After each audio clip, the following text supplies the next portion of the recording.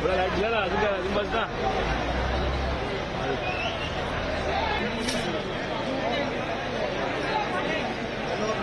बोलो. यहाँ पे एक बस कुर्ला स्टेशन से निकली तो वो ब्रेक फेल होने से उसका ड्राइवर का बस के ऊपर का कंट्रोल निकल गया और उसके वजह से ड्राइवर डर गया. उसको ब्रेक के जगह पे उसने एक्सीलेटर के ऊपर पैर दिया, उससे ज्यादा बस स्पीड हो गई और वो कंट्रोल नहीं हो सका. इसलिए 30 से 35 लोगों को लगा है, उसमें से 3 डेड बॉडी है और 4 बहुत सीरियस है.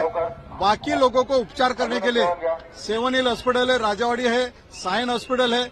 उसके बाद में प्राइवेट हॉस्पिटल में वहां पे सिटी हॉस्पिटल है, इसका कोहिनूर हॉस्पिटल है. यहाँ पे कोशिश किया है और जो नियंत्रण लाने की कोशिश शुरू है. बस में भी लोग सवार थे क्या?